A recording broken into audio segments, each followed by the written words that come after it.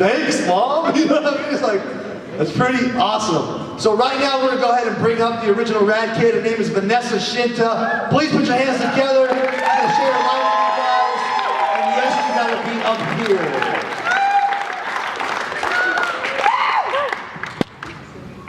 We'll bring all this up. That's all right. Oh, it's heavy. Don't drop it. Don't drop it. Ooh, dang. All right. There you go. Ladies and gentlemen, Vanessa Shinta!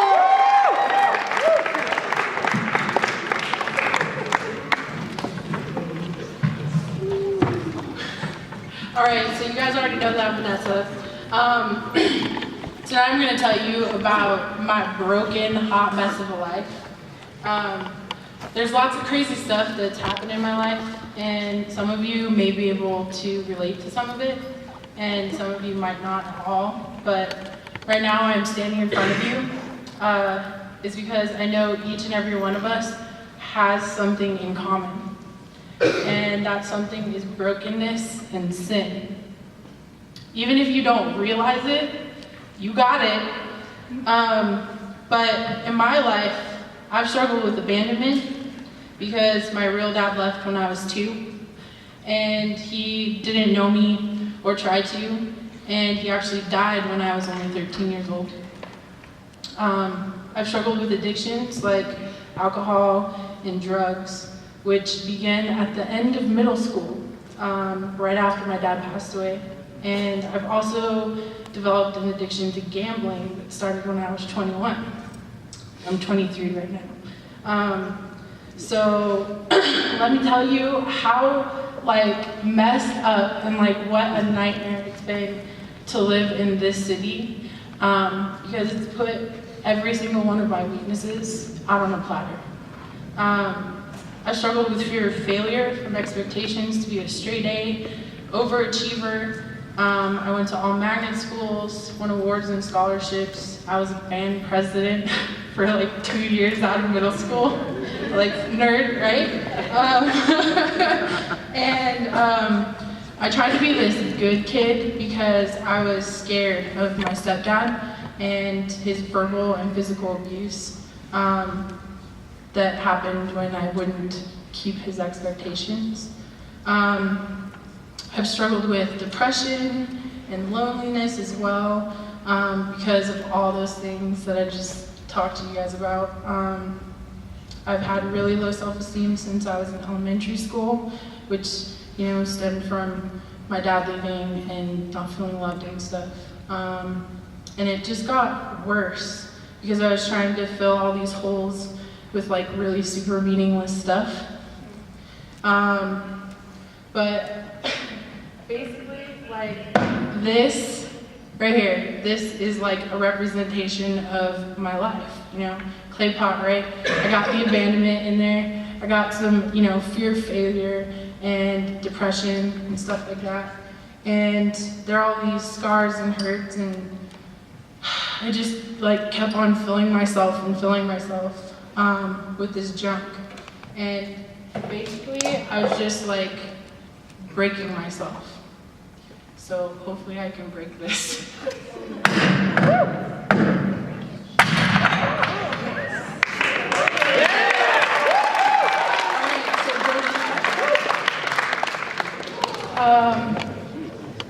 I kept on trying to live my life, and I was going my own way, which is all that right there, And I was trying to plan out what I was going to be. I was going to be a veterinarian. I was planning where I was going to live, which was in Washington, my family. And I was planning on who I wanted to be with, and that was Ben. But basically, I was hiding all of the brokenness and that junk away. And I ended up locking it up inside of me. So, locking it up. Okay. But with all that hurt that I had inside of me, I started to hurt others. And in high school, I was a jerk. I lost a lot of friends because of it. But Ben and Krista, they were different, and somehow they saw through that. And at one point, after I graduated in 2007, I started pushing everyone out, including those two, and I succeeded into one of my darkest moments of depression when I locked myself in my room for 2 days and cried for those 2 days. And I didn't really, want to be alive. And that is just nuts. But Krista and I ended up making up at the end of 2007, and she invited me to her church. And it was a college group at her church. The night that I went blew my mind. And the reason why was because the pastor, Joel, he unknowingly used me as an example, because Kristen and I weren't friends, and then, we became friends again. He used that as an example because he was talking about disappointments in relationships. And I was like, wow, he doesn't even know that he's talking about me. And I was like, God did this for a reason. Like, God's trying to get my attention right now. And that was the first time that he actually did. And I kept going to college group, and I started going to church on Sundays, and I was saved on May 11th of 2008, right before my 18th birthday. But like I said, I locked all this stuff up, right? I have all this brokenness and crap, just locked away inside of me. And when I accepted Jesus, I knew that it meant I was changed, but I wasn't willing to give all this up yet. So I kept it locked. And, I started going to all the cool stuff at church, and I was helping out with an after-school program. And God had brought me into this new family at Trinity Life Center, and he was showing me my passions for art and these little nuggets at this after-school program. And I actually ended up taking in a 15-year-old when her mom left her, and I was only 19, so that's how much I have a heart for these kids. But God was allowing me to invest in these kids' lives because he was giving me a glimpse of what he was preparing me for. Not only was I investing though, other leaders and people were investing in my life. And one of them was Cindy. God used her in such a huge way because through her leadership, she helped me understand what faith and commitment really meant, even though that's taken me a really long time, the past 5 years that I've been saved, to start understanding. But something I'll always remember that she talked to me about was what I now consider my life scripture, and that's Psalm 37, 3-9, which says, "Trust in the Lord and do good. Dwell in the land and enjoy safe pasture. Take delight in the Lord, and he will give you the desires of your heart. Commit your way to the Lord. Trust in him, and he will do this. He will make your righteous reward shine like the dawn, your vindication like the noonday sun. Be still before the Lord, and wait patiently for him. Do not fret when people succeed in their ways, when they carry out their wicked schemes. Refrain from anger and turn from wrath. Do not fret, it only leads to evil. For those who are evil will be destroyed, but those who hope in the Lord will inherit the land." She kept on emphasizing these words though. Trust, delight, commit, and be still. And these words have driven me nuts the past few years. And it was something, those words, I didn't really begin to understand those until seriously, these past few months. So, that's nuts. But, kept going to Trinity, and it kind of started to fall apart. And so I got scared because it was change, and I was in this really awesome family. So, because I was scared, I ran away to Washington to be with my mom and my family. And that was at the beginning of 2009. And God was like, "Nope, that's not for you, Vanessa. Get out of there." And at that time, Ben had asked me to go to college camp at Glorieta. He seriously called me up the day before and invited me, and I went to that college camp. Like, I was in Washington, flew here, and it was on a bus, and it was nuts. But yeah, so I went, and it was an amazing, amazing time. And that's like when God started the next chapter of my life with a new family at Shadow Hills. And it was like the best welcome back that, that God just led me to this new family. But I was still planning, and I was still scared to give up all this junk that I hid away and locked away. I kept blowing through friendships, trying to uphold this Christian standard, and being the religion that I once hated because of the judgment that I passed off on those who weren't being Christian and changing themselves and hiding things like I was hiding. And that's when God really started allowing me to break myself even more. I started adding nicks and scrapes and all this crazy stuff to my already broken life, right? That I wasn't willing to give up when I was saved. And I wasn't really hiding it that well either. But this is seriously, while I'm saved, all of this stuff is going on. God's allowing this, junk to keep on happening. And that, the reason why is because I accepted, when I accepted, I was sweet, I'm saved, right? But I didn't, I was condemning myself still for all of the destruction in my life, my brokenness, and my sin. And Jesus, he was the key that, to the lock, that I put on all of my stuff, all my junk.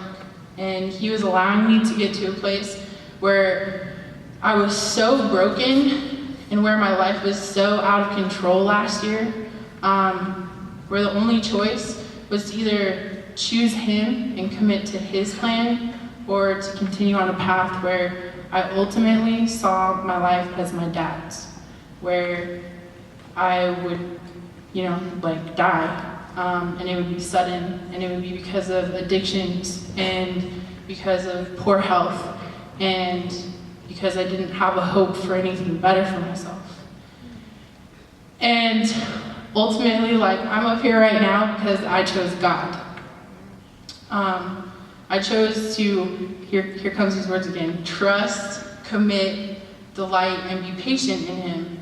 I chose his plan because he was trying for so long, guys, so long, to show me that, I have, he says, for I know I have a plan for you, declares the Lord, plans to prosper you and not to harm you, plans to give you hope and a future, and that's Jeremiah 29:11. And that plan that he had for me was a commitment that he needed me to make. And that commitment was me starting a program here at church, and it's called The Journey. I started 8 weeks ago, and it's something that I was really scared of because I had so many plans for my own life, and Washington and family and career, right? But being a part of the program that I'm in, that wasn't part of my plan at all. But he was telling me that I needed healing from all this stuff. And he was the only way to that. So the Journey program, it's a 12-step program. It is a guide through biblical teachings that allows you to understand your relationship with God, and it allows you to know how he can heal your brokenness. I'm sure if you've ever heard anything about God, you know that these words pop up like patience and waiting and God's timing, right? Healing takes a long time. The program here takes anywhere from 9 months to 2 years. And that gave me so much anxiety when I found that out, that I was like, all right, I'm gonna go do my own thing again. But, you know, God always calls you back through crazy things. But I committed to the program, and however long that takes. But like I said, like I made that choice to be a part of God's plan, you know? And it's not on my own strength or on, like, because I want it, because I don't want to be here in Vegas, because remember, like, it puts all that stuff out on a platter for me. And, you know, I hate it here. It's not my jam. But, you know, God has me here for a reason, and I've been pulled back a lot. Like, God has me here for a reason, and right now, one of those reasons is to tell you guys about what God has been doing in my life. How God was the key to my locked up brokenness. And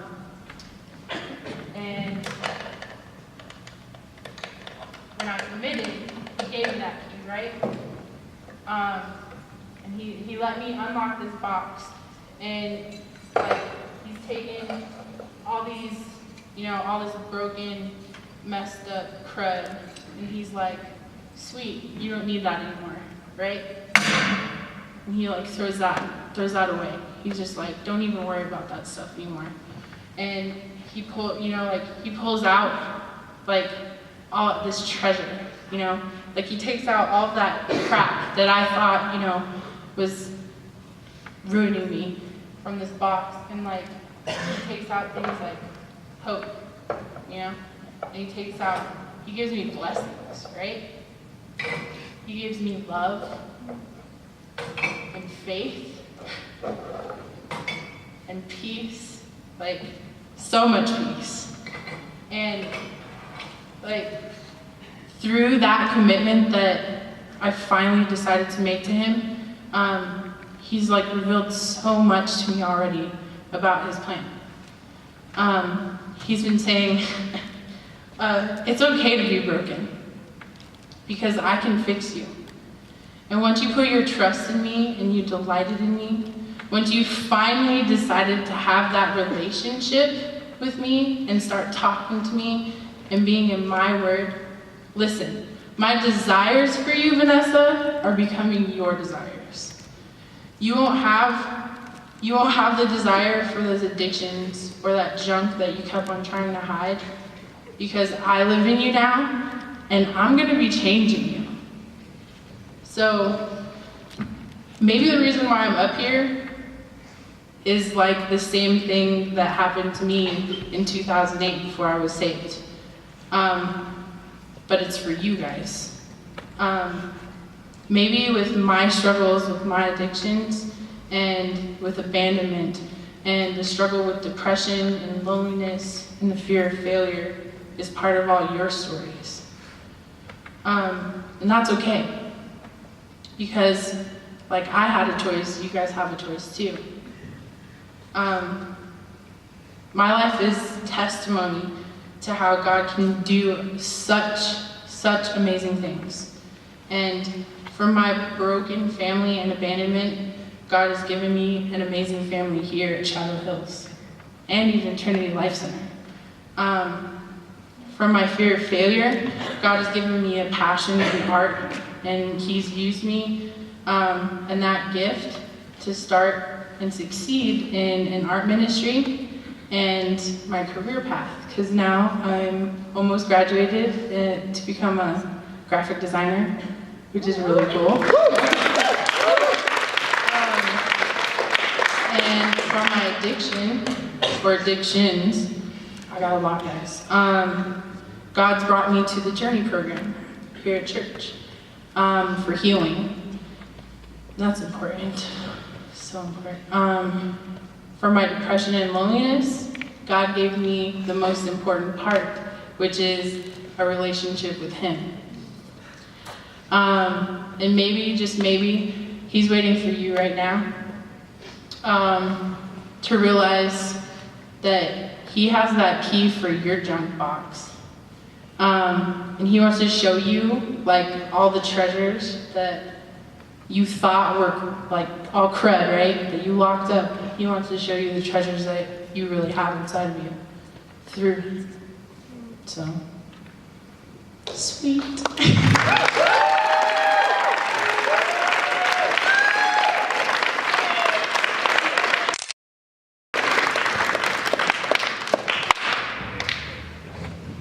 I'll get that. I got you. Come on, man.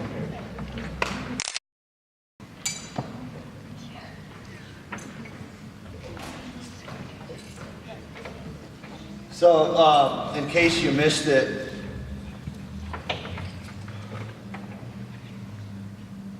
we all have a bunch of crap that we want to lock up and not share with anyone, including God. Even us Christians, especially us Christians. Those of us that have made a profession of faith and we had that moment where we're like, man, I surrender and come change me. And somewhere along the line we were like Velcro, and sin was the other half of that Velcro. And we keep adding to the broken mess that we are. And I don't know what's on your list. I don't know if it's failure, abandonment, self-esteem issues, and the list can go on. I don't know what your brokenness is. I don't know what, like, you just trying to hide from everybody, lock it up, including God. I don't know. But it exists. It exists in my own life. And I'm your pastor, I'm your leader. And Vanessa gave testimony that there's a God, there's a being, there's a wonderful, loving Father who says,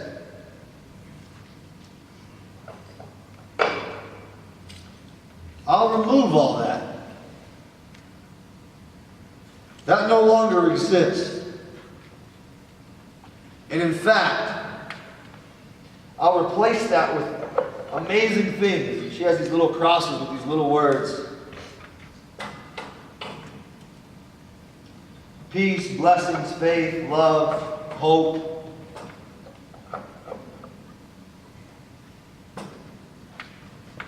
So we have to respond to what Vanessa has led us to this evening.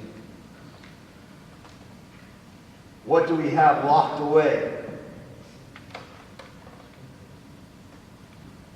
What do you have locked away? That you haven't confessed, that you're not seeking, that you're not wanting to give up. What do you have locked away? Because there's a Father who's all of these things. Loving, caring, compassionate, giving. He renews us. I love that one at the bottom. He heals us. And I don't know what on that list that you need. But that's who He is, and that's what He does. So do me a favor right now. In your own mind and your own heart, I want you to identify this. What are you hiding from God? What are you holding on to? What do you have locked away that you wish wasn't in your life?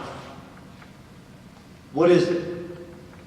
Don't say it out loud, because the person next to you will judge you.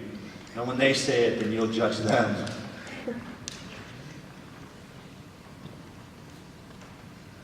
What is it? Wrestle with the uncomfortableness of this moment. That you have something that you're hiding that's holding you back from Almighty God. It may be anger, it may be resentment, it may be hatred, it may be some grotesque and vile sin. It may be something like, I really don't have a relationship with God, though I once started it. I don't pray. I don't listen. I don't read. I don't try to build up my brother and sister in Christ. In fact, I do more to tear them down. So what do you have locked away?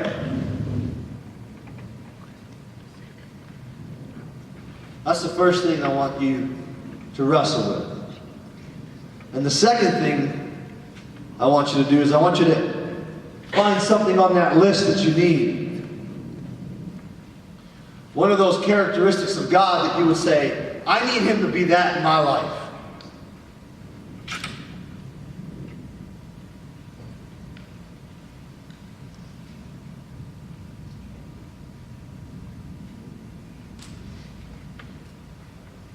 Maybe you don't have compassion from anyone else in your family or in your friendships. Maybe you feel all alone. And maybe you would say, God, not only do I need to give this to you, but I need to know what your compassion is all about.